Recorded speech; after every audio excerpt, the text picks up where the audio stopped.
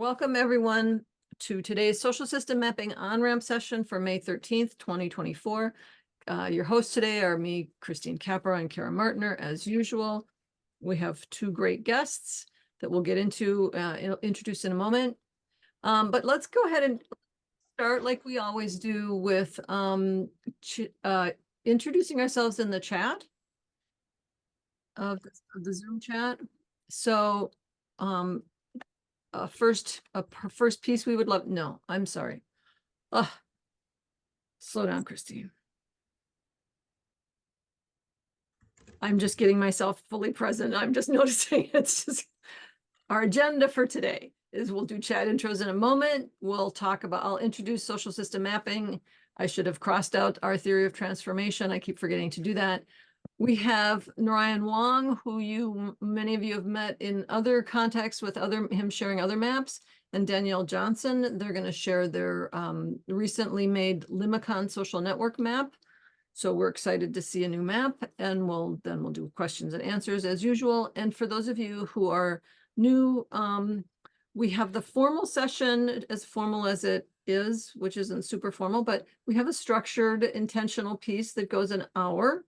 From now until the top of the next hour. And then we'll have an optional post-session half hour. So if you need to jump off at the top of the hour, that's great. But I will stick around for an extra half hour and haven't asked Naryan and Danielle if they will or not. But assuming if whoever wants to stick around based on whoever else is sticking around, just stay on when we say goodbye to everyone else, and then we'll open it up to even broader questions and answers, or just informal getting to know each other, or whatever kind of connecting and chatting people want to do. So that's our informal post-session half hour. I'm going to stop sharing for just a moment and see if there are. So Tom, welcome. We have a little, our welcoming ritual is not a big unpacking, but just if you would like to check your mic and say hi and we can hear your voice, that would be great. If you want to do that. Hi, everyone. I'm Tom from NOCDNY. Everyone can hear me okay? Yeah, great.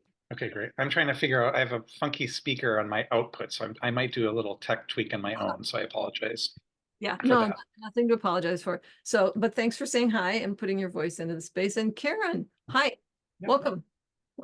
Hi, everyone. I'm in a noisy space, so I'll mute, but good to be here. Great, glad to have you. Okay, so let's go ahead and do just chats in the introduction, introductions in the chat. And Richard has started and has modeled that practice that we have. So if you just would go and put your name, pronoun, location, and also the next piece that we ask for is what's one primary network that you're part of or working with. So feel free to put that with your name if you want.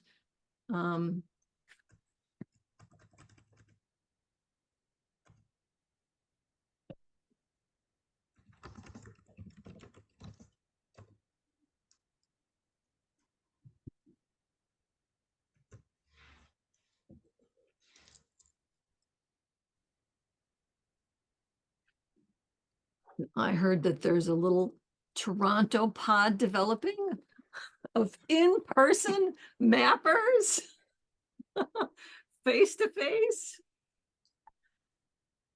That's pretty exciting. Okay, Tom's in Brooklyn. Have we met, Tom? I'm not sure, probably. Are you with Karen? Yes. Okay, maybe we met. Anyway, I'm glad to have you here. Yeah. And welcome, Karen. So cultural, yeah, I see now. I'm seeing both networks. And Susan. All right.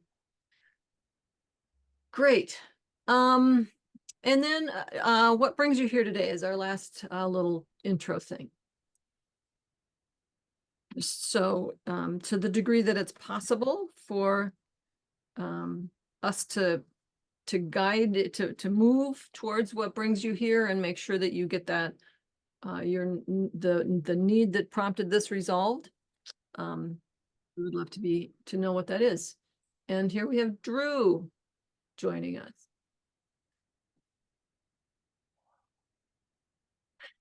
Susan.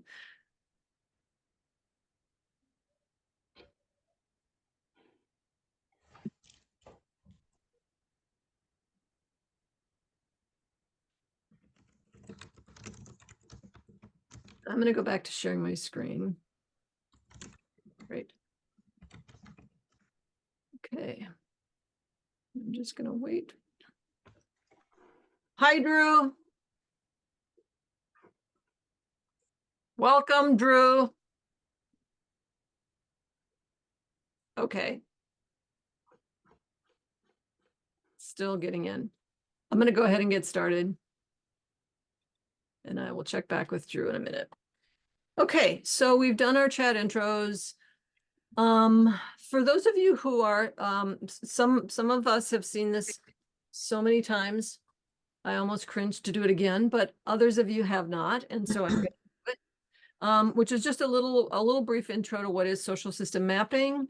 And we like to say that social system mapping is essentially a mashup of a few different kinds of maps: a social network map, an asset map, a concept map, a system map, sometimes a stakeholder map. So there's a lot of different ways that that social system mapping, a lot of different dimensions of a social system that can be included in a social system map.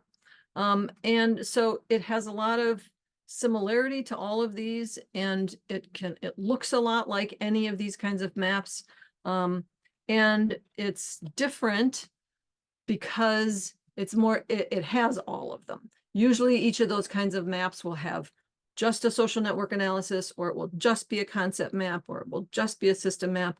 And a social system map as a mashup includes a lot more dimensionality than any of those one maps on their own. It's also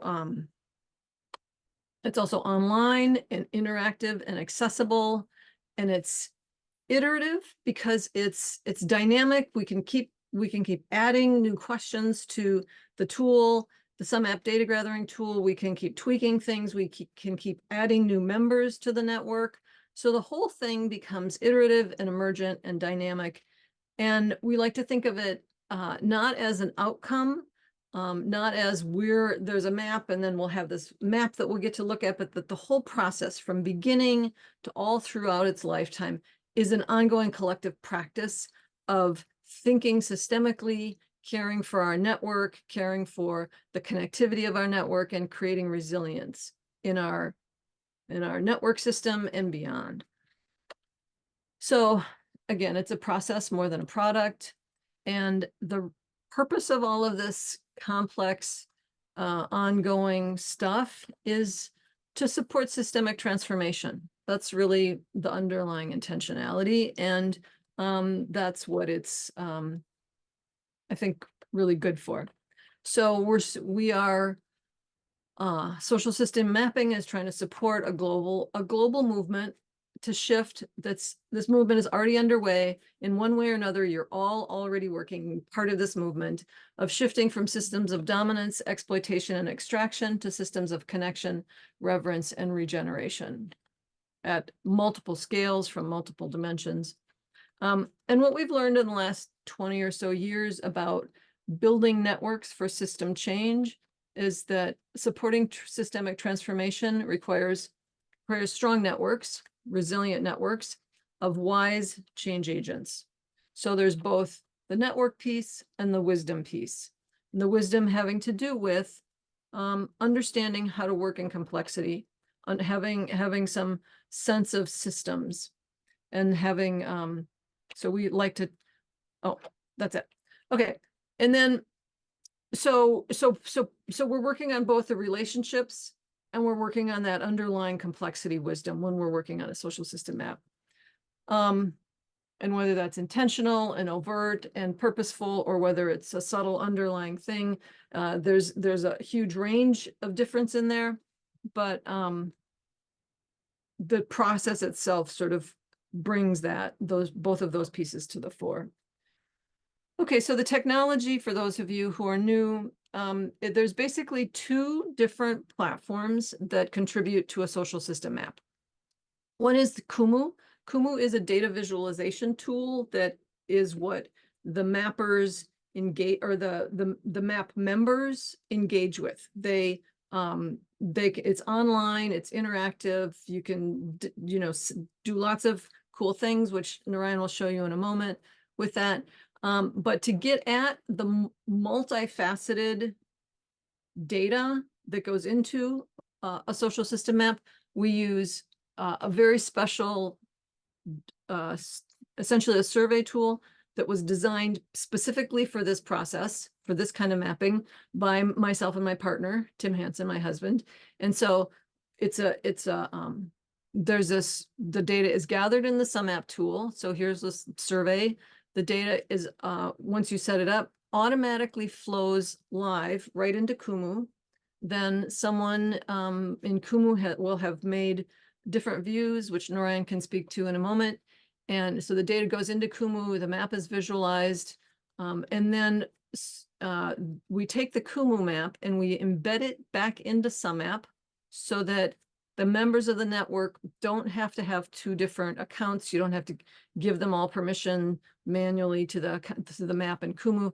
It's just in their sumApp instance, which is a perpetual thing. They could just always have access to their own sumApp instance. They can always update their survey questions or their connection questions, and they just have access to the map right there. So they won't necessarily know that it's two different platforms. And the reason I spell that out now is because it can be confusing. It's a thing to sort of sink in from the beginning, just two platforms. Okay, so that is enough of me talking about that. I'm going to hand it off now to Naryan Wong and to Danielle Johnson, and they're going to share with us their Limicon network map.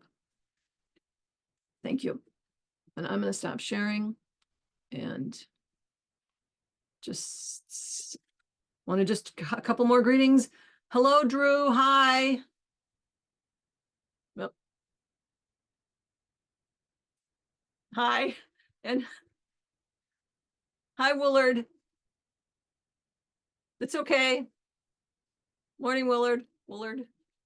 Hi, welcome. Thank you. Yeah. Okay, so handing it to Danielle, I think you're going to start, right? Yeah. Hello, everybody. Thanks for having us. Yeah, so my name is Danielle Johnson, and a couple of years ago, I got involved in a group of people that I found online. And well, that's too much information, sorry. Okay, so who is the network?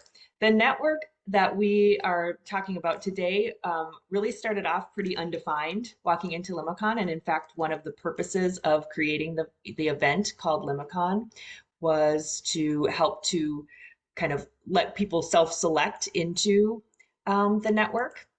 So I'm going to share the website with you a little bit. So this is the Limicon website. So Limicon was an online event that we held for a month in March, and people could come and put in different sessions, and you were able to attend any of the sessions during March. And so the call that we put out to the world to see who would come, we really kind of focused on this question here. So we are the people living the question. How do we become the humans we need to be, both individually and collectively, to be in service to hospicing the old systems and midwifing the new systems that are emerging? And so very aligned with the values of this community. We were, and I'll kind of show this too. So this is some different ideas that people in this space are drawn to. And we wanted to do a few things. So when looking at like I said, the network that we have right now is undefined. And so one of the things that we wanted to do was strengthen connections between the existing members of the community. We were also noticing that there were people on the edges of the network that weren't quite engaged as much as we'd like. So we really wanted to bring those people into the network in some ways. And then another goal was to connect some of the people who have been in the network with maybe people locally that they hadn't been aware of before, so they could start doing in-person meetings, because the nature of Limicon is kind of this liminal space. A lot of the interactions had been online with people. And so how do we bridge that connection between online spaces and then actually being able to meet people and connect with them in real life? And so, yeah, so one of the goals of this map was, how do we see this network? How do we let the network see itself? And what can we do with that knowledge? So, yeah, so I think Naryan now is going to show us a little kind of what happened with the map. Yeah, I think one other interesting piece of context that I would add is Danielle and I were planning last summer in Toronto to host an in-person gathering. And Danielle was heading up a field study team because we didn't know what this network looked like. We only call it a network, but not everybody experiences it as a network. And so the idea to create a network map, we did a preliminary network map like last year in order to actually see something. And we want this undefined network to be able to better see itself. So we made the network map a central feature of this event. So I don't know if anyone's clicked on the link that I put in there, but on the actual website, because this whole event was sort of an unconference, we really relied on these structures and these visualizations to unlock and to support the agency of every individual person. We started with just a pretty small team. And so we wanted people to be able to self-organize as much as possible. So you can see it was like, we started out just by giving this invitation to people to join. And then right away, they were invited to join this network map in their very first welcome email, so that they could then see who else was attending. And then, of course, going to the sessions. And then we also did a lot of reflection to sort of support like collective intelligence, you could say. And if you scroll down, you can even see on the very front page of our website, we actually have the network map. And so when we first started inviting people, there was like 5 of us. And people would be like, what a lame event. There's 5 people and they all know each other. But then week by week, you could see this thing growing as people signed up. And we kind of described it as a snowball. Danielle ended up having some conversations with me where she referred to it as a living thing. She could feel the organic nature of this network taking shape. And of course, it's not a network that sees itself. It's not a formal network, I would say. So we didn't know who was in this network or who was out of it until people signed up. And so the way that we're defining the network is actually the people who've signed up for this event.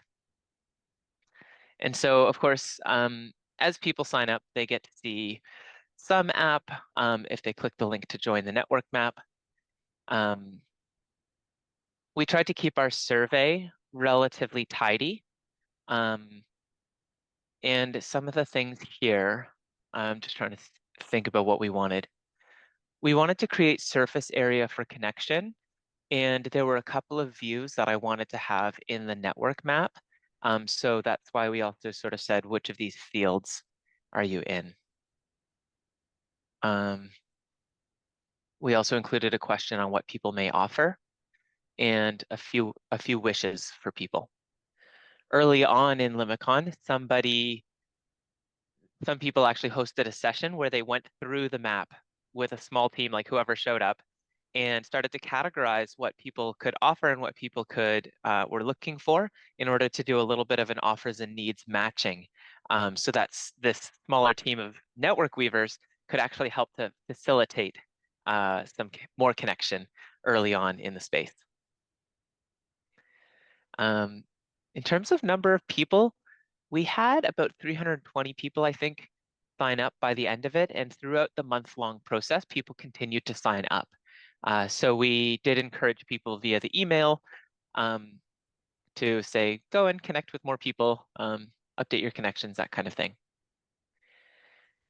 And then in terms of the map, I'll actually switch into Kumu to show you that rather than using the sumApp site because there's a bunch more views I want to share. But this is one way of telling the story in the default view that we have, which is you can see three of the main organizers, which was me, my friend Phil, and Danielle. And we sort of were the first couple people joining this map. And you could say that the network that we're visualizing in some ways has us at the heart of it. And so when I expand the focus, and maybe I'll make my screen a little bit bigger. When I expand the focus, you can see that between all of us, we actually do have the rest of the organizing team and the core supporters who are closely connected with all three of us. But you can see that Danielle also had her own network of people that she invited or people that came because they knew her. And Phil had his whole network that was just his group, and then me over here. And this would be Phil and I's shared network because we've known each other for probably 8 years now, maybe, maybe 6 years. But we have a local network because we're both in Toronto as well. And so as this thing kind of started to snowball, I keep hitting this expand focus button, and you can see pretty close, we're getting to see much of this network. And I'll take the focus off and just share some things about this network. So most people filled out a survey or were connected. We did have some outliers, which I'm a little bit confused about, the outer ring. I find in maps, generally, if we have 1/3 to 2/3 of people filling this data out, it starts to give us enough information that we can start to see a lot of patterns. And we wanted this map to be as simple as possible so that any participant can look at it and start immediately understanding what's going on, which I'm sure you guys would know never happens. We always end up with so many questions. People are like looking at it and just deeply confused. So some of the first sessions, I think on day 2, I was hosting mapping sessions. So people would come and we would just make sense of the map. Those presentations were recorded and shared with everybody who joined later as well. I do have a couple of views to share, but I will outline some of the highlights that I think are cool, even within this simple map. One is we included organizations. So those are the purple groups. And we let anybody who signed up to submit their own organizations. But we didn't use the sumApp organization tool.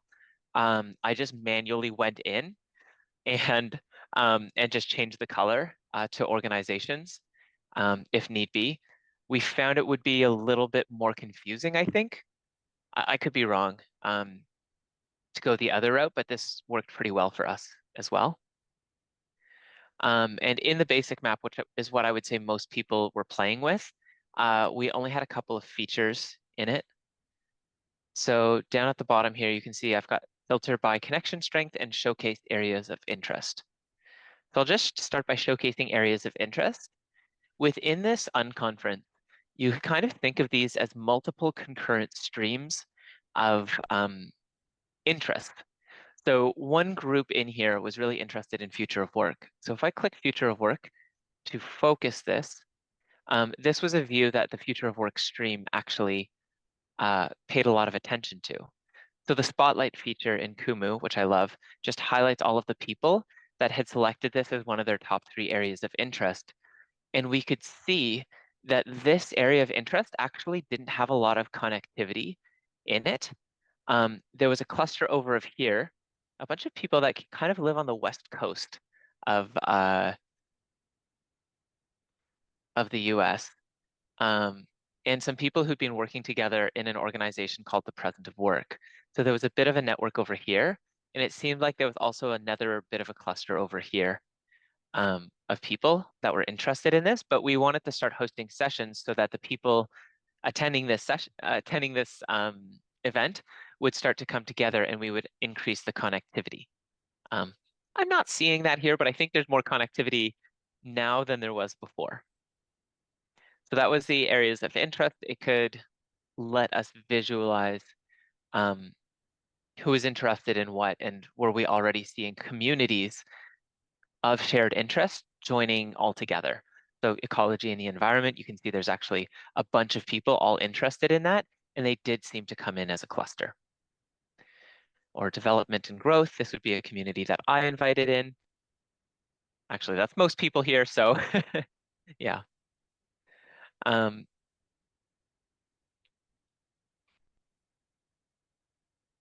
We tried to create a geographical map, which was interesting. I think some people were really interested in this.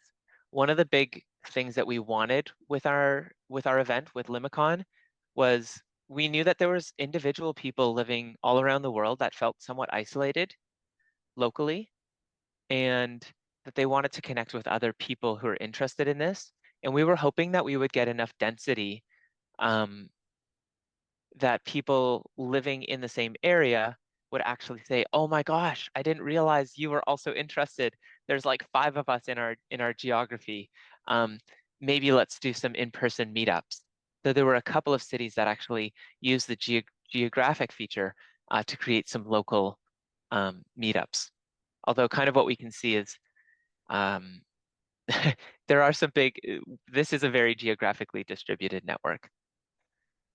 Except for Toronto. Toronto just has like, I don't know, maybe 10% of the people at this event were from Toronto because the organizers were from this city. We played with 2 other views that were mainly used by organizers and people who were more nerdy in the network field. One is the bridgers.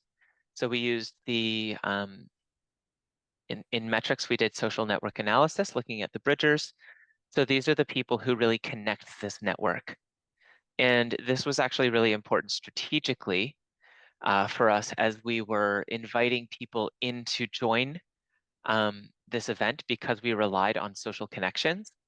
So you can see, well, this network kind of is a story of 2 networks, actually. You kind of have this like integral space over here on the top right, where Danielle is over here.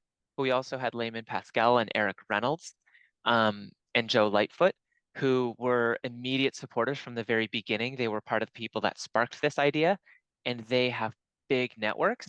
And so they pulled in the entire right half of the map. And then you've got Toronto, which is in the bottom left, with the surprise occurrence by this person named James Baker, who leads a community called the Intentional Society. And James described himself here as the first follower, where he really resonated with the intention behind this map and said, "I'm going to send this out to my community."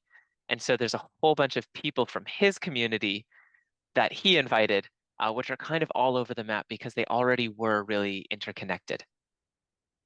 But just inviting in some of these bridgers early on helped to bring in so many people. I think there's a bit of a chicken and an egg thing as well. I suspect there's other people on this map that had we invited them in earlier, they would have been more central and they would have appeared more like a bridger because they would have invited in their communities. So there really is this subjective element of the people here first are in the middle and do appear larger in this bridging view. We like to say that anybody on the outside is probably the center of their own map.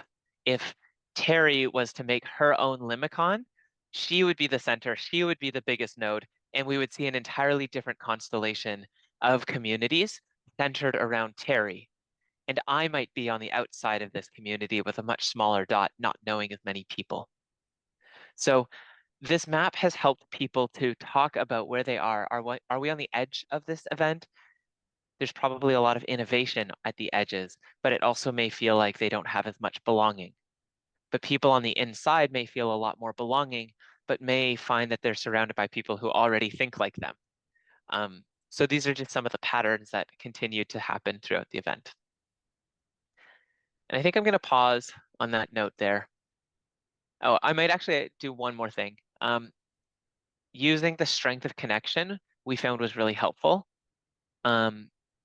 Just to look at the higher trust relationships gives us a better sense of the structure of the map. And you can kind of see even more when we look at just these dense networks of high trust relationships. It starts to separate into actually almost 3 nodes. The integral space, the Toronto space, And then this other space out here, which is something emergent commons, I think, was one community that invited a bunch out here. But just interesting to see how the network looks more like itself as we take out some of the more acquaintance relationships. Yeah. So I'll pause there and would love to hear what questions you have.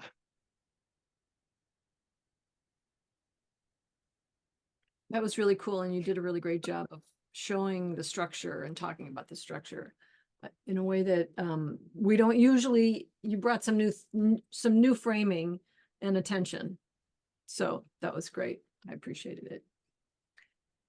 Yeah, who's got questions or comments?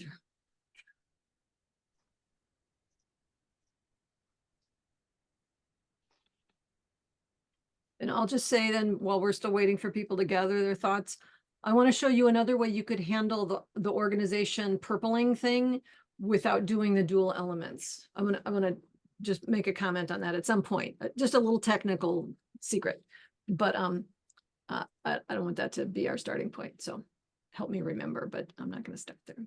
I'll help you remember that. I'm interested in that. Okay, great. Thank you, Richard. Seth. Yeah, thank you, Naryan and Danielle, for sharing the map.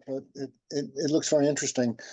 I'm curious about the relationship between your intentions, your synchronous and your asynchronous intentions. So obviously you had a synchronous conference back in March where there was the intensity of bringing people together for these events that that they were interested in. And then the map itself, which survived the conference, which exists beyond the conference, is providing some sort of asynchronous connection for these people, or the opportunity for them to connect and find one another, in a non-time bound situation. So I'm just curious about your thoughts of how you think of the network in terms of, I think you described the initial membership in the network was those people who signed up for the conference, which makes plenty of sense. But now the conference is over, people are still doing their things and interested in these topics and have the potential value of connecting. What are you thinking of the network as growing beyond the people who came to the conference? Like Naryan, you were mentioning, one of the peripheral people is the center of their own network, which, is probably a truism. Are there thoughts about inviting that person to invite people that they think would be interested, even though they would join the network after the conference? I mean, they wouldn't have had the benefit of the conference itself, but they have the benefit of being kind of recommended by someone by a current insider, so to speak.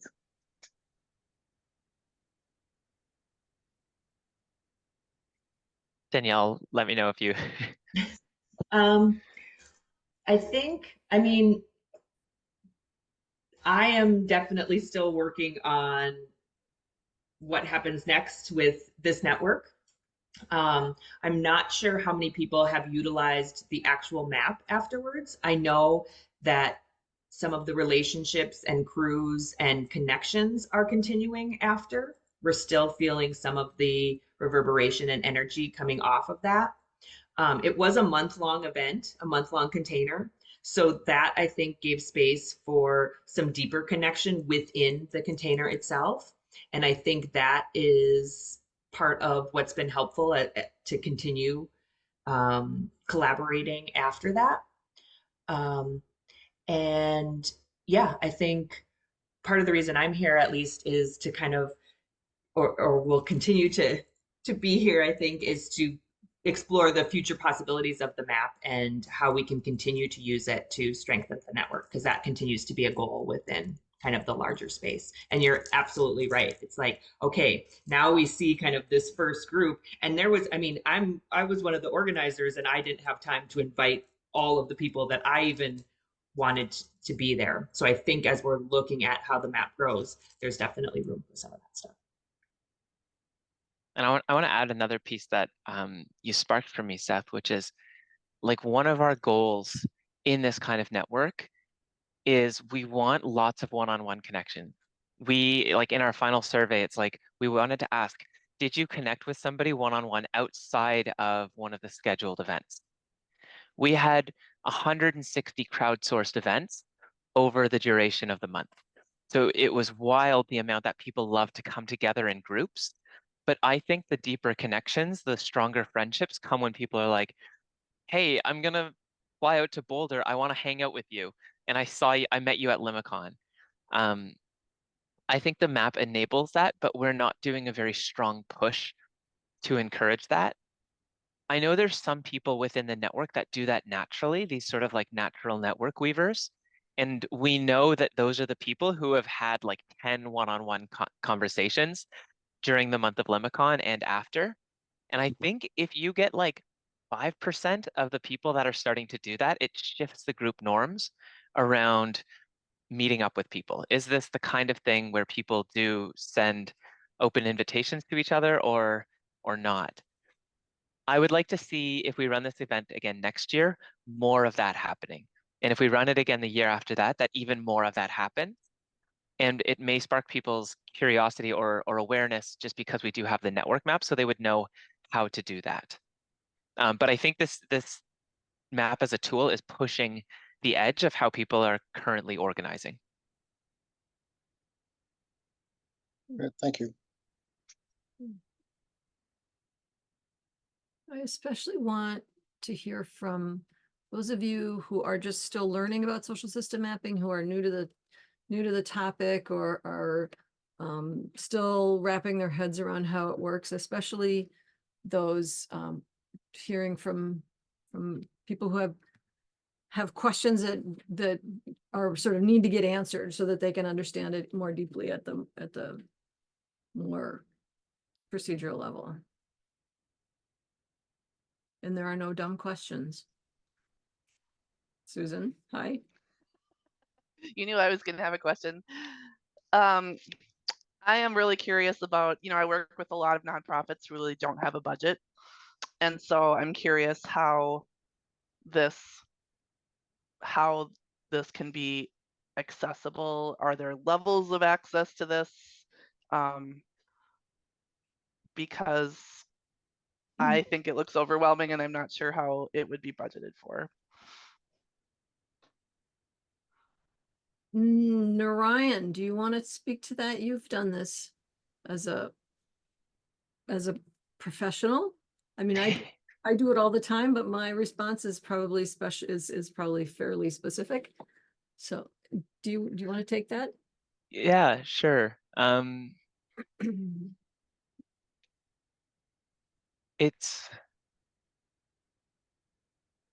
just trying to think because there's the cost of using the software itself, which I think for the basics of getting a map that is exciting for people is quite reasonable, especially if you're limited in time duration. So I'll often invite a group to focus their map on a particular event or a snapshot in time, and then sort of discontinue the subscription so that the map exists, but they know that it's not fresh. And if they find enough value in it that one year, then they might come the next year and say, okay, let's make a new map, or let's like wake this thing up and invite everybody back in again. So that's one way that I do that. But the other cost component is the just sort of like the mappers time. And so because Danielle and I are both volunteering, well, I don't know, the overall expenses were quite low for this event, aside from the time, if we think of ourselves largely as volunteers. But I generally, when I do this as a consulting thing, I charge what the organization is willing to pay, and I will sort of set boundaries about how much time it will take me with them. Because I've done this a whole bunch of times, it's not very time consuming. And I do this more from a leadership development perspective as well, which is like, how do I train a team to be able to ask good questions on their survey? Like that's a basic but important thing. The tech piece is I find it quite intuitive, so that doesn't take very much time. Yeah, I don't think that was a super coherent answer, but does that sort of get in the ballpark of your question? Yeah, that's really helpful. Thank you so much. Okay. Yeah, that I'll just add, I concur with Narayan that it's the time is the costly piece. Or is where there's cost. The software is fairly affordable. The sumApp setup is fairly intuitive and simple. Kumu is has a learning curve for people who are not used to that kind of a program, but they're currently creating a Kumu 3.0, which is the whole point of it is to lower the learning curve and make it easier for non-techie types or non-codey types to do their own mapping. And then so those pieces are the lower cost pieces or the lower lift pieces. And then how I mean, you can get fairly fancy with this in Kumu, and you can make it, you know, like you can get very, like we want special this, special that, you know, we want the relevances, we want to do a bunch of stuff that can be time consuming. And the social process and facilitating the social process can be from super simple and, you know, we're just going to do this and have it be done, or it can be a whole, you know, year-long engagement around thinking and collaborating, et cetera. So, but that is that expands depending on your capacity and your needs and your budget or your availability. So it's pretty flexible. Thank you so much. Of course, I saw this in action with Bush Foundation and with you, Christine. So I know how awesome it is. I've just never been the person making it happen. Yeah. I wonder if we might even do like a question harvesting in the chat and just notice if there's any sort of like directions that everybody has Sure. interest in. Yeah. So maybe if everyone wants to actually submit like one normal question and one weird question into the chat, that would make this really interesting for me. Good suggestion. And Danielle and I can also submit questions too.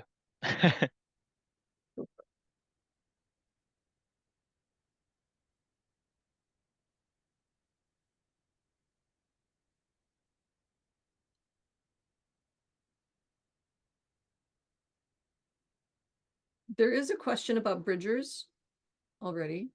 Yeah. Okay.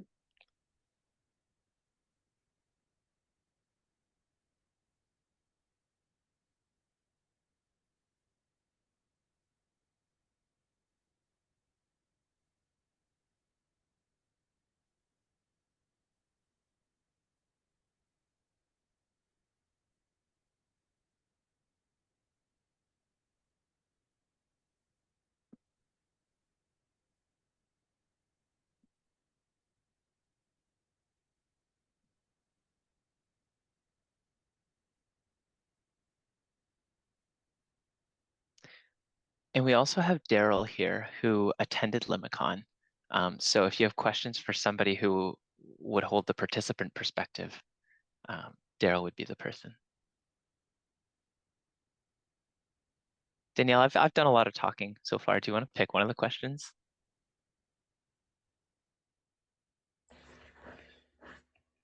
Sure.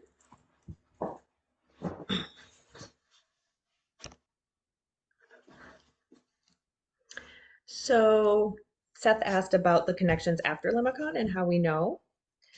Um, I know about some of the connections just from being a part of the network and engaging in some of the activities after Limicon. We see that there are some of the groups. So for example, every Sunday night during Limicon, or the last couple Sunday nights during Limicon, people got together to meet to talk about who were more business focused, to talk about how can we design, you know, projects or businesses around kind of the ideas that we met here. And that group, I got on their email chain, and so that group continues to meet on Sunday nights at 6 o'clock. And so we can see, and that's just one example of some of the things that had kind of started in Limicon that continued to go. And then just my own personal experience of I'm still kind of in post Limicon mode, but I'm now start to reach out to people and set up conversations with people afterwards.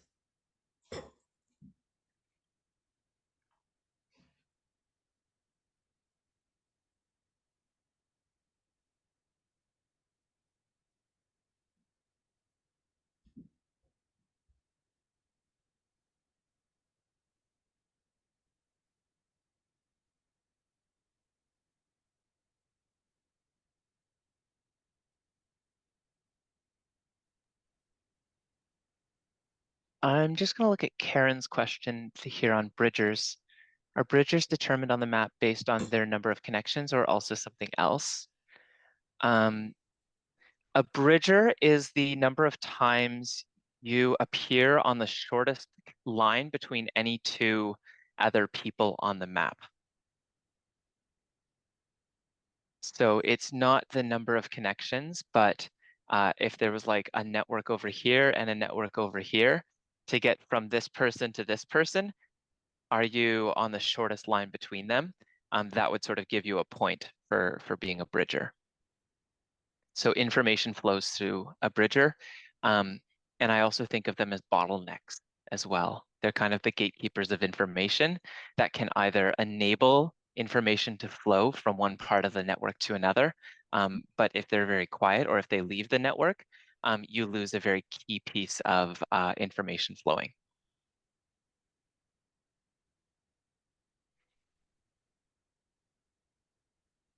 Denise, we have not asked people. Our feedback survey goes out this week, so we will be asking people then. So we can follow up with information about that. Tom, can you say a bit more about your question on the duality of individual mapping and how it relates to common organizations? Yeah, sort of what it came up about you identifying those as almost survey entries as organizations highlighted in purple versus I think I remember seeing something before about organizations being represented as nodes in some way that's individual from sort of like an entry point as an individual. Like, how do you identify common organizations if organizations are not the sort of origin point of the data through a survey?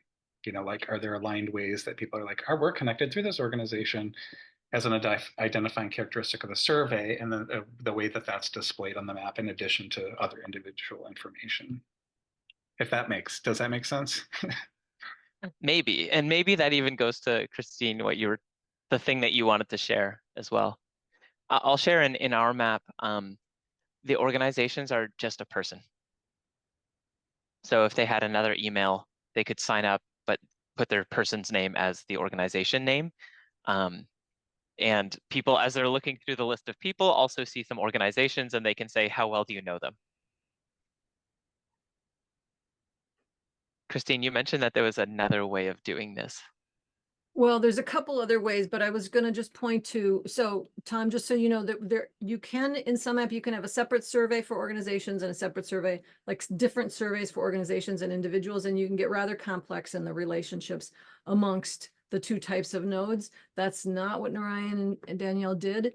And I'm not going to go into that, but that's another way of dealing with organizations and individuals. But so what I was going to say, Naryan, is I heard what you said, which was that that the organizations also just added themselves to the map as a node using the survey, which you used sort of a generic survey for individuals and or was applicable to whatever degree for both. And what I was going to say was, rather than go in and identify the nodes in the map, you could make a hidden question in the sumApp survey that said, is this an organization or a person?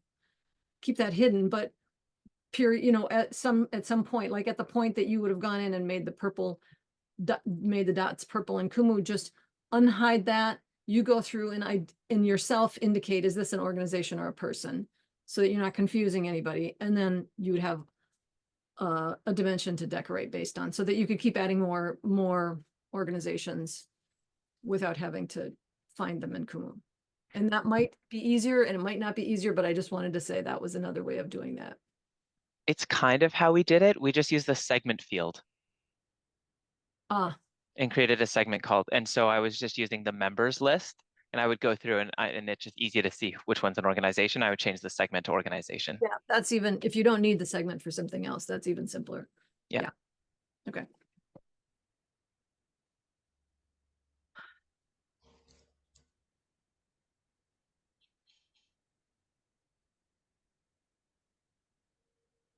I think Jim's question is really interesting here. Do you want to share a little bit more about that question, Jim? The prime interest in one-on-ones? Yeah, as I was following you, I like that you started right out the beginning saying this is what we were trying to do, or Danielle was saying that. And the first thing I thought of was affinities. You're really focused on affinities, work streams, interest, which is a way of getting people together of like mind. And then you talked about we really wanted to encourage one-on-ones. So you're starting to build trust one-on-one. And then I'm interested in socially what you did to and are doing to encourage that, but ultimately to what purpose? So you start building trust and maybe cool things happen between people. But where do you want to go beyond that? Or is that like, you know, if we can build trust in this huge network of people, very cool, one-on-one, and great things will happen, emergent things will happen. Or is there a further purpose of saying, getting 5 people together with a purpose to create some kind of action? Where ultimately do you want to go with this map and the social technology that you wrap around it?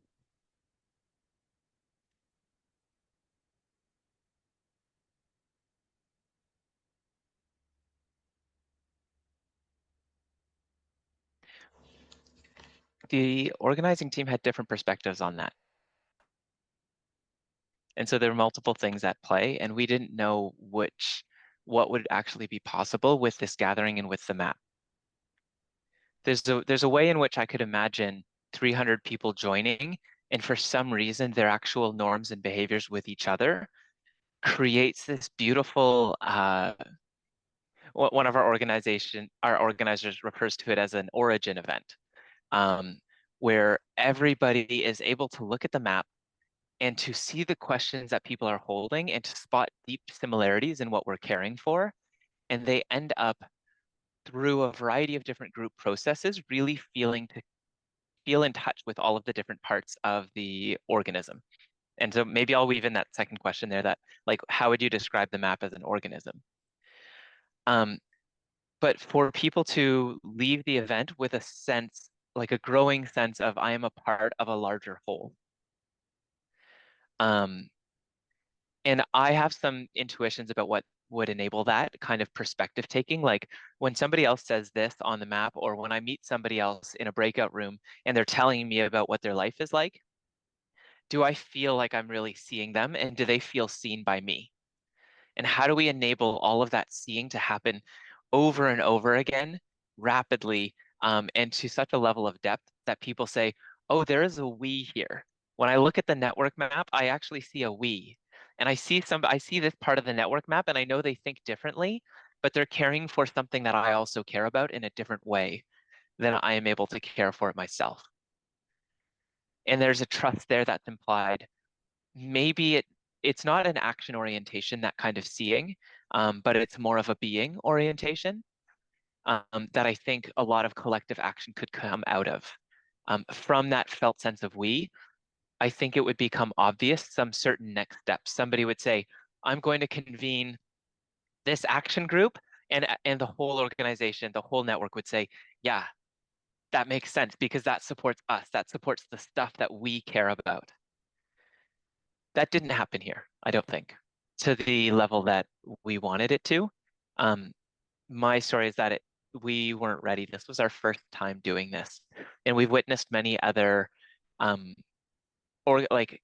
conferences that people come together to try and do that. But I still think most people feel like an individual. How do I meet what I want?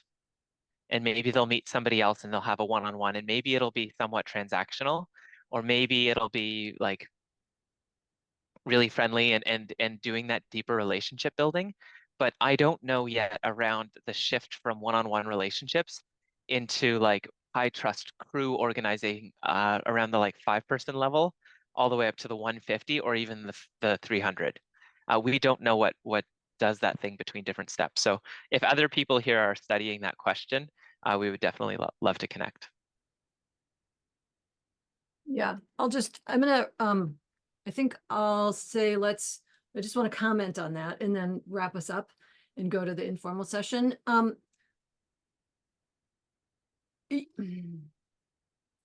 What you just touched on, Naryan, is like big, right? I mean, this is a big paradigm shift that you're pointing to. And it is sort of the underlying vision for all of social system mapping, is that we'll start to have that change in how we perceive that helps sensitize us to the truth of a larger whole that we are currently not able to see because we don't have the tools to help us see it, and we also don't have the mindset. We have the training to sort of undo our ability to see that. But so I wanted to say that, well, first of all, we're all learning this together. I mean, this for me is the deepest purpose of social system mapping, and I've been doing it for nearly 10 years, and I feel like I'm barely scratching the surface. And so I would say, and I think you, just hearing your story, you've gotten further with that mindset shift, even just the beginnings of it, for a first map than I frequently see, especially, yeah. And I believe that even just that seeing a map starts that mindset. Even if we don't do the follow-up, even if we don't do the work of helping people to start to figure out how to act differently with it, it in itself is helping that. And you've done lots of these maps, and I sort of see, like, I can see how your thinking and you're talking about it has shifted over the last few years, and see that it's deepening in you just from doing them, because it brings up those questions of what is our purpose here, which often a big conference can have a theory about, but then nothing, there's a big conference and there's still individuality, and anyway, I'm just saying good work. And that's what's emerging, is all of us figuring that out together. And it's important. And Kara, do you want to do you have I'm sorry, I took more minutes than I thought. Kara will do okay. Announcements. Announcements. Yes, just so that folks are aware of our upcoming sessions. We have our deep dive, excuse me, next week. The topic for that is going to be preparing a group for a social system mapping project using the landscape diagram. And then we will not have a fourth Monday session this month, but next month, our fourth Monday will be our Tech Talk session, and we're doing a header maker with existing data part 2 walkthrough for a little bit more of a complex walkthrough than the last time if you saw the first session. And then in June, the first Monday, we start again with our sense making sessions. And the second Monday, we have our OnRamp, and I will plot links in a moment, and that should be announcements. Great, thanks. So we'll do our goodbye ritual. For those of you who need to jump off, the goodbye ritual is simply we all unmute. I'll count 3, 2, 1. We'll give each other our blessings and our love and our appreciation for the rest of the day. You jump off if you want to stick around for the informal after half hour. Just don't jump off at that point, but we'll all say goodbye to each other now for those who do need to go, and then we'll find out if Naryan and Danielle are sticking around or not. But I want to just do because it's 11. So unmute if you're going to do this with us. 3, 2, 1. Thank you all so much. Thank you so much, Have a wonderful everybody. day. It was so Thank nice to meet all of This is you. Good to see you all. Thank you.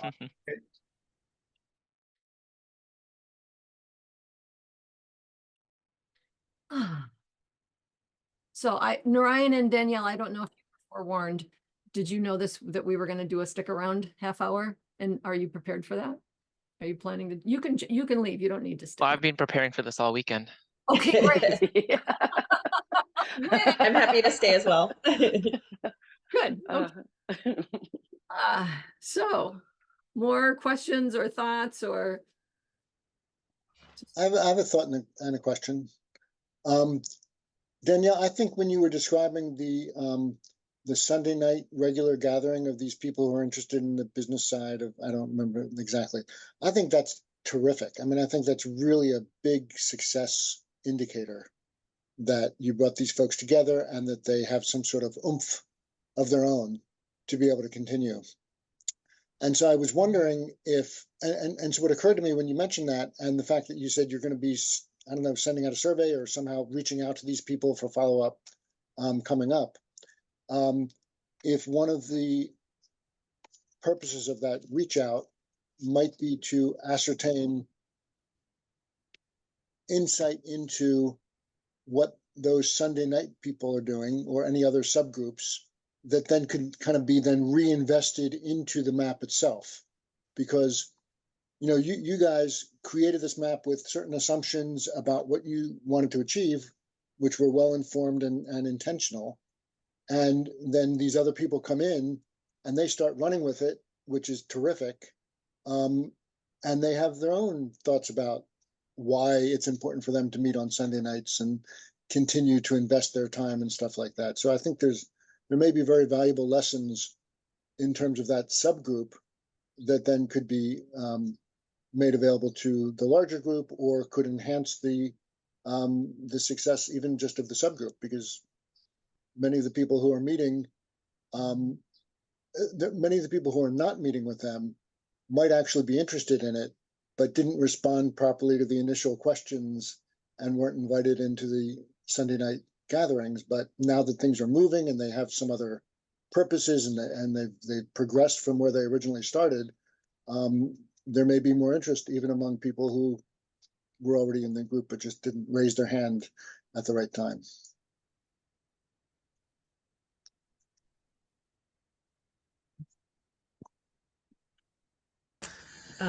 Yeah, definitely monitoring kind of the ripples that have been going on since Limicon is kind of what part of what I've been doing in my day-to-day life.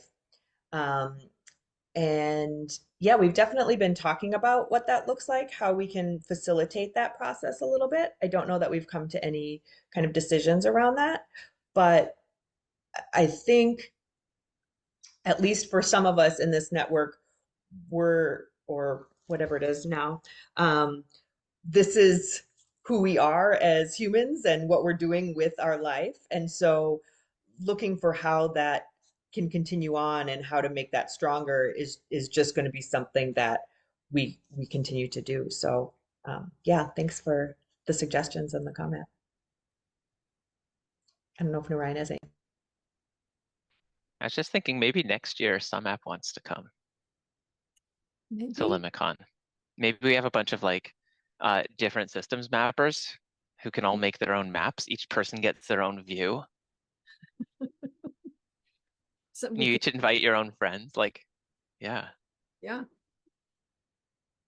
I was thinking on that note, I was thinking about, do you guys know there's a guy at the University of Colorado whose last name is Hicks. I can't remember his first name, but he does network research, and his research has shown that the way to build a network is exactly how you guys, which is like, well, he's a little more hands-on and detailed, but that two people build trust, and then those two people go out and meet with another person or two people and share what they're doing and build, you know, and build trust in a relationship. And that like very hands-on, very pairs of trust spreading throughout the network is how an effective network gets built. And I see a lot of places where people will be like, you know, there's this list, and you know, I know that some of these people know each other. I call that having an audience as opposed to having a network. And then they think if we map, somehow the connectivity is just going to start to happen. But it really does take that personal outreach, even if it's not, you know, you and me going to visit, you know, Mr. Third. It is like just that the way you guys did the outreach, it does end up looking like there's definitely core people. But that's, I mean, that's part of a network structure, is there are clusters. And but I just was thinking how, oh, you guys are doing it according to Hicks's, you know, like in alignment with Hicks's thinking, and it feels and looks like that was a really good approach. I thought that was just a really intriguing perspective you talked about, of saying if the network were centered on these other people, it would look really different and their sense of belonging would be really different. So it just makes me think, like, how can we create structures where that actually happens in a network where, it may have gotten mapped in one way, but that people feel they're center of a network and yeah, that would be fun to have like 20 mappers come in and build 20. I don't know why it would look any different though. And I wonder about, I care a lot about agency. Yeah. That somebody can see themselves in a map and say there's a unique role that I can play within the system that is visualized here. Yep. And that somebody doesn't look at themselves as being on the edge of the map saying, oh, I'm not sure if I belong here, but rather that they say, I'm actually an important bridge between this network and something that is invisible to this network. Mhm. Because there's just as much in the blank space that's not there. Or that I have perspectives that probably the people in the middle aren't aware of that would represent the specific value that I bring to it.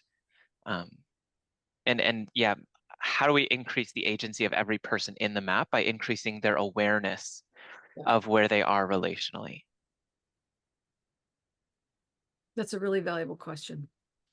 And as Naryan speaks, I think about my own journey into this and how when I first met, I'm going to get a little emotional here. How when I first met Naryan and Phil,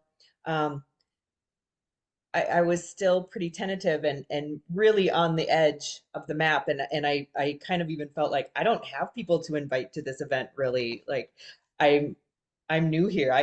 I'll do some work, but that's not where I'm going to shine, is getting invites and marketing. And personally going through the process that Naryan just described of, starting to see connections form, starting to see, I remember specific cases where somebody else who joined the map connected to me in a surprising way to me, who said, oh, I have a high trust relationship with this person. And I went, oh, thank you. Like, and that being really important to my sense of belonging within the map. And now I'm in Toronto getting ready to meet with a bunch of people tonight to talk about kind of what it looks like moving forward. And I don't know. So I think it did that even for me. I hope other people had similar experiences or will continue to have those experiences moving forward. But yeah. That's a great little story.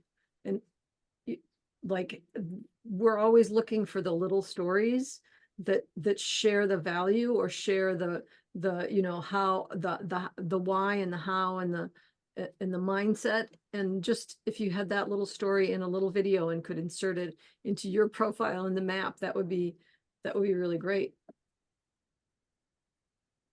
I mean, help people see you more, help them think a little more deeply about their own engagement with the map, see what they can get from it.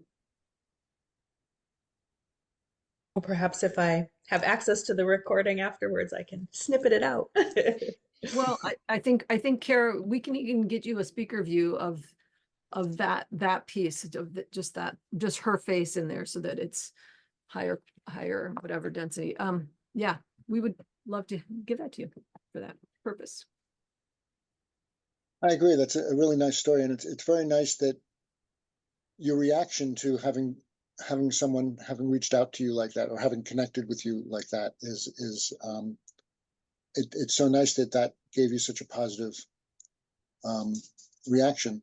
And I was thinking before you even made that comment about the earlier comment when you guys were first showing the map about the number of orphans, the number of disconnected nodes from the beginning, because when I was thinking about that, I was also wondering if perhaps, and just pure speculation, that some people were reluctant to declare connections because they didn't know how it would be received by the other person. Like I my own introverted personality type tends to not want to expose that I have this relationship with Christine, because she might not think I really have that relationship, and maybe I'm overestimating, so I tend to be shy about that sort of thing.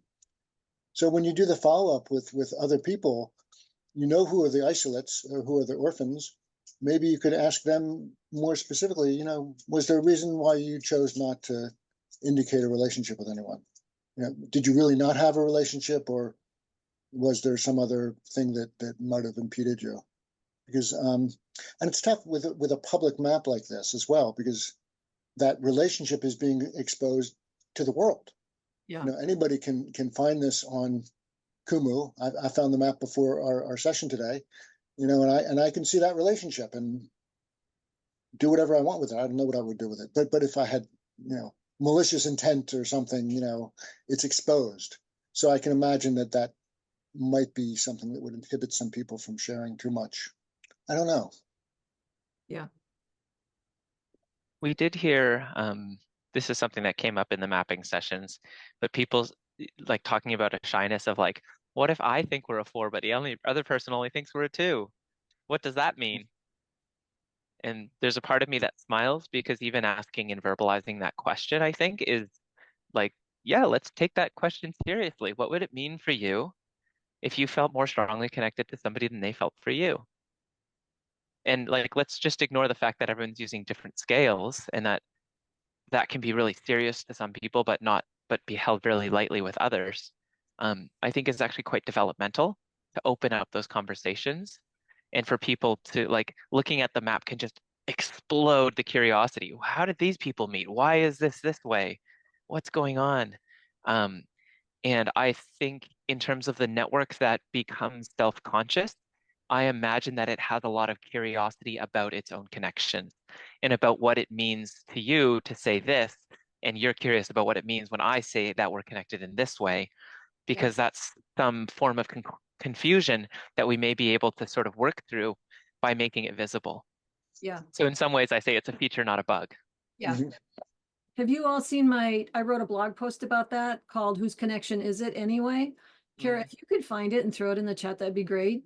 Where I just unpacked this question that people have, because it is, people often think it's a problem.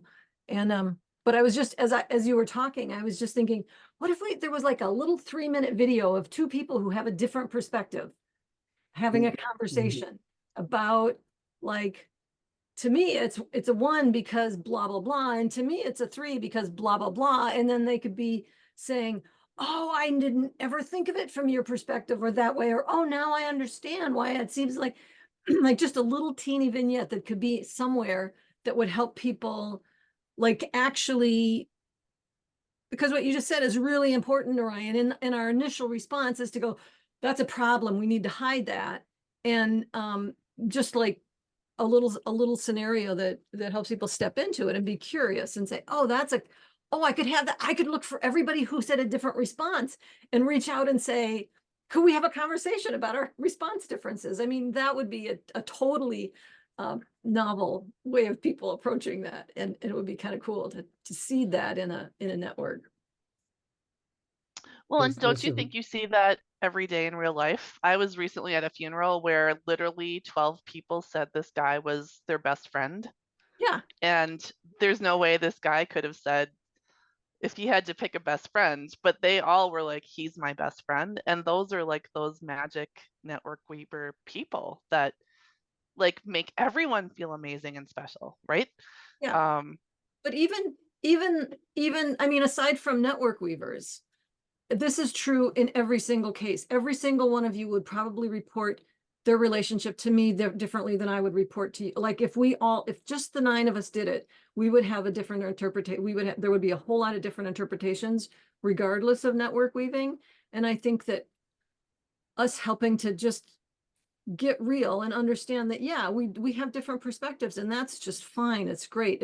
We don't have to say there's this is the relationship between the 2 of us. We can say, even at that level, we have a different understanding of what our relationship is. And if we step one further out, now it's even a bigger difference of understanding.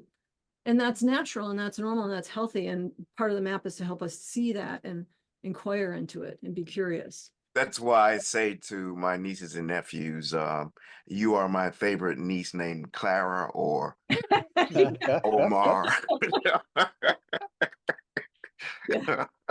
I hesitate to bring this down to the mundane, but I find in a lot of my maps that people just don't have time or energy or interest to make the connections. So they put themselves on the map and they're just not engaged enough with the map to go there. And Yeah. so you have all these orphans out there. It's like, oh yeah, I'll get to the connections. It looked like it was going to take me a while or something. And I find that really discouraging because the map is not the terrain, and this is a really an illustration of that. That's an interesting point, and you know, as I think about this, you know, I'm thinking about what you just said, and to some degree, the complexity of the map or the way you walk through, not the map, but the survey can have some impact on that. And that, I mean, there's no perfect network survey design which can get, you know, bring those people in, but that is definitely a challenge. And when I see that net people are outliers, that is where my thought goes more than necessarily the other issues that we talk about, though I think that all of that is related in some way. But that's why I'm thinking about survey design a lot in thinking through some of the connections that we are interested in or want to reveal in a network like that.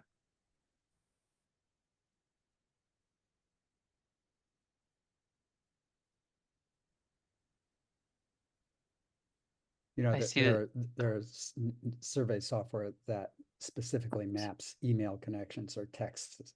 And so it's not on the person to establish it. You just have that data. And immediately you get this picture of what interactions they have with people. One of the Note questions, Excel. oh, sorry. No, I'm sorry. One of the questions on our survey is, what do you want to receive from this community? Sort of, why are you on the map in some ways?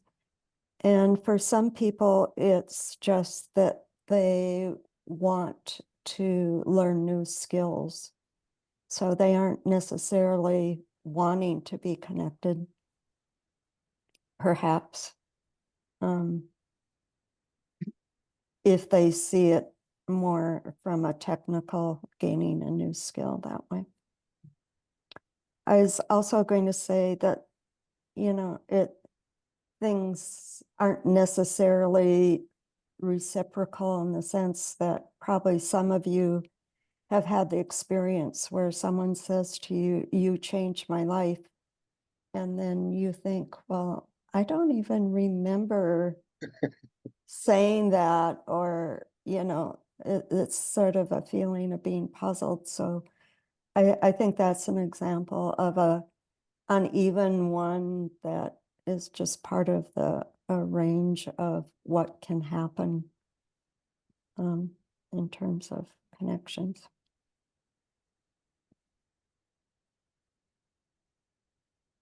I'm also wondering about, and maybe you've talked about this, sometimes I've been looking at the chat and then getting distracted, but how to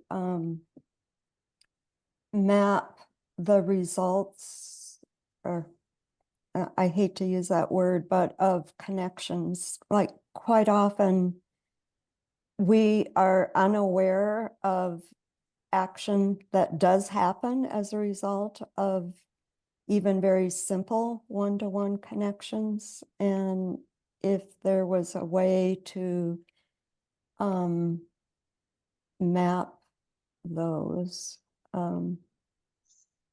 I'm thinking also related to trust. What I'm seeing or have seen is that with a group of people who have just informally supported each other and trusted each other, there were major impacts from just that trust, you know, that they have, you know, what seems like a just informal relationship, but 2 years later, they're at the White House, you know, shaking Obama's hand or something. And it's by virtue of that phenomenon, which is, you know, it doesn't show up on impact reports or whatever of, you know, in terms of actionable items. And I just want to give an example of that. Susan, you'll, okay. Susan. I You mean, go ahead, please, and I'll talk after you. yeah, but what we're doing right now is an outcome of my relationship with Michael Bischoff, who Susan knows and had a relationship with before he died. Yeah, all of this, none of this would be here if Michael hadn't earned my trust in a really big way. Wow. And I was willing to go with his nudging in a direction that I wasn't really inclined to go with and that I didn't really believe was possible. But he somehow, I trusted him so much that I just said, okay, we're going to trust fate and we're going to go with Michael, even if it sounds like a totally ridiculous, horrible big job. Yeah. Wow. And I would build on that. Obviously, he was, you know, beyond amazing. I taught a networking workshop a couple of weeks ago that I was asked to like describe how I network, which I don't ever really feel like I network. I feel like I just live, and this is how I live my life. But I did get to a point which I think relates to very much this, and it's follow the thread back, but then be gathering string along the way. So I don't know if you've heard of, obviously you've heard of follow the thread, but does anyone know gathering string from Twyla Tharp? So Twyla Tharp is a choreographer, and she always talks about just every day, like we're gathering string for whatever it is, and it's like for creative projects or for connections, or and it's just like, oh, you could be a flute teacher for my kid in 10 years when they're 10 years old, or, you know, things like that. So you're always kind of gathering these little data points, but you're not doing anything with them maybe for 5 years or 10 years. So you're always gathering those things, but also I like to go back, just like you did, Christine, and follow the thread back, because I can trace so much of what I'm doing in my PhD to, you know, going way back to like 2019, meeting someone at a Harvard conference. And then from there, I served on this board. And then from there, I spoke at an international conference. And from there, I did. And so I think you learn so much from that look back to see all the cool, like if I'd never met that person at Harvard, I would be in such a different place, right? And what rooms are you putting yourself into to gather string that you have no idea what it's going to give you in the future? And I just love kind of those, you know, when you really have to teach someone something, you think about how you do it. And those were like my two things that I just naturally do. I think there's something about being able to tell the stories backwards that helps us individually to realize the meaningfulness of previous relationships. If this relationship didn't happen, I wouldn't be here. This relationship mattered to me. It changed my outcomes here. And potentially like that as a practice, both an individual or a collective practice, can increase the sense of meaningfulness for relationships in general. This is a hypothesis I'm now holding, such that when I meet somebody for the first time, it may be present in my experience of meeting them that I wonder what stories we'll tell of this meeting 5 years from now. Or we just, wow, this group of like 9 people here on this sumApp call, who knows what that'll be like 5 years from now? Will I say, oh, this was the first time I ever met Susan and Seth, and now the 3 of us are collaborating on something crazy. Like I And wouldn't I have often imagined will, being here with like when I first met Christine and Christine was like, "Hey Naryan, let me show you this sumApp tool." And I was like, "I don't even know what systems are." That was like 4 That's- years ago. and actually in person, I will always take a photo if I think I met someone. We'll do a photo together because I think that something cool will happen, even if I have no clue what it might be. And it's fun to look back on that. Like this was us at Dunn Brothers Coffee on Grand Avenue, and this is where we thought of this idea.